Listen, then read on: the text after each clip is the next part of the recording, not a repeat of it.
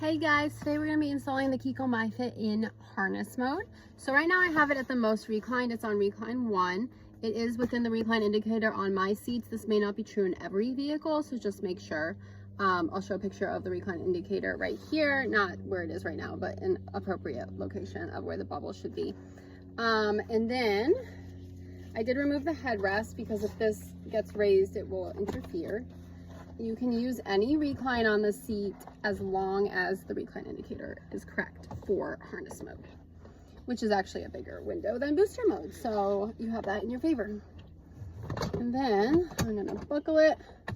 All right, so I have the lower anchors out. Right now, I'm gonna click them in on this side, and then it's coming through this side. We have our nice stapler lower anchors. You use the fat part up. My lower anchors are right here. And then I am going to so right now I have less than 20% overhang, which is totally fine. There will be a little bit of overhang, especially in the recline 1 position. So just watch that in your vehicle. If you have more than 20%, then it's not okay. So I'm just tightening it. So I'm pulling this tightening strap on this side. You can't really see it, but that is what's holding this car seat in. I'm kind of pushing with my knees a little bit into it, but not like my full body force, and I'm not leaning my full weight in here. I'm just firmly holding it. My weight is more tightening it.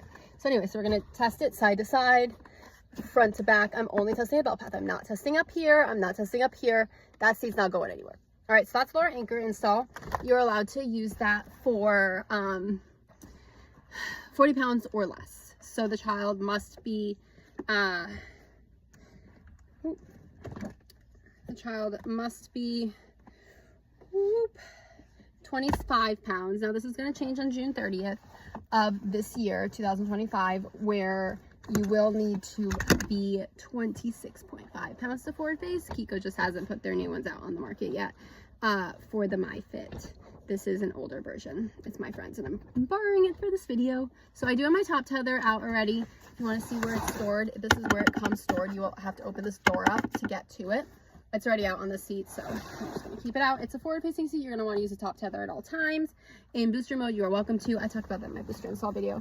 Anyway, now storing the lower anchors, which you must do at 40 pounds, or if you're in a seating position without lower anchors, I'm going to put this on the more uprightly reclined so maybe you can see. There's a little door right here, like a little trap door.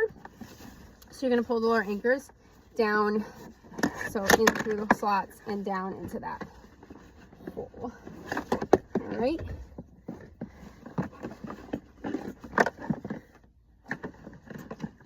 Get my harness out of the way because I want my harness out for harness mode. I am going to do the seatbelt install as well to show you how to do that. So we're going to close this back down, and then we're going to put our seat pad cover back and pull our stuff back through. All right, so now that we are ready, my harness is right here. These hugs pads, or these, they're not hugs pads, they're hugs pads on protect seats. These pads are not removable. There are removable shoulder pads that you are welcome to take off or on at any point in use of the harness. Obviously in booster mode, you can't use them. But they are not on right now. So this is the more upright recline. So this is most upright recline. I didn't do the middle reclines. So again, I'm not gonna do my top tether right now. I am still within my bubble line. There's ones on either side, so I'm looking at the one next to me. This goes up really high. I'm gonna take my seatbelt and I'm gonna thread it through these holes right here. Okay, so I can kind of lift up the seat cover and thread it all the way through, making sure there's no twists or anything. I'm not putting it through the lock-off. There's lock-off on the other side too. I'm not doing that. I'm going to buckle it there, and then I'm going to tighten it so that the lap belt is tight. This is what's holding the car seat in, is the lap belt. So if I need to tighten it, I can kind of pull up right here, and then I'm going to slide it through the lock-off. And here's a picture of what it should look like right here. And then I'm going to do my top tether, which I left leaning over the back of my seat. And you do not need to have this in a lower anchor seating position in your vehicle because lower anchors are not required. You have to have a seatbelt in every seating position of your car, so that's a non-issue.